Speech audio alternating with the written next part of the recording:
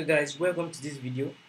So in the last video we talked about adding data to the database, and I said in this video I'm going to show you guys how to fetch data from a database.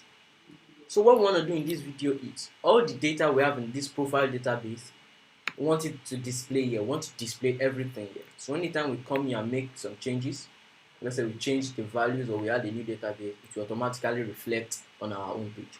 Now for us to do this, we need to go into the views.py function of this home page, and I think that's index. So we're already importing the model which has the database. Now instead of writing all this, what we just need to do is to say profile.objects.all. This is what we need to do. Let's change this pro1 to pro, and then we can remove this and let's specify it as pro. Now we can save this. Now what we need to do is go into the index.html because as you all know, we are getting all the objects. All the objects means all the data in that database, and then we are passing it into our index.html file. Now for us to now access this file and display it, we need to go into the index.html file, and then we're going to look through all the data, all the objects, if I may say, in the database. Now for us to do this, we'll say for, we're going to use the Django format, for, let's see what we specified it as, pro. So we're going to say for pro1 in pro. Then let's end the for loop here.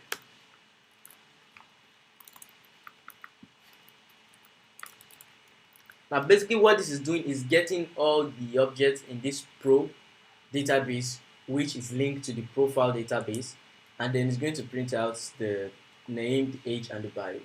So presently now we have only two rows, which has Tim, the name is Tim, the age is 19, the bio is I love to code. Now let's go to the other one, and the second one says John 56, I am cute. Now when we come here and refresh this, you see what it gives us. John 56, I am cute. Tim 19, I love to code. Now this is automatically reflecting all the data we have in this database. Let's add a new data. Let's say, let's give him amount of names. Okay, Henry. And let's say Henry is 17. And the bio, let's say I from Henry Danger. Now when we save this, automatically that's been added to our database. Now if we come here and then refresh, you see now we have another row. It says Henry age 17, I from Henry Danger. Now this is what is used. Let's say a user logs in, and let's say a user sends a message. It saves it in the database, and then once the user refresh, it automatically brings out the data. Or let's say on Twitter, yeah, a user tweets. So once the user tweets, that tweet is going to be saved into the database. And then once the user goes to his profile or something like that, that data is saved in the database is going to reflect on his profile. As easy as that. Now that's going to be all for this video.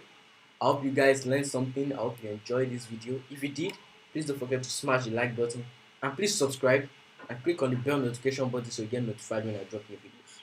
After that said, if you have any comment, please just drop it down in the comment section. I'll be sure to answer our questions. Thank you for watching. Bye for now.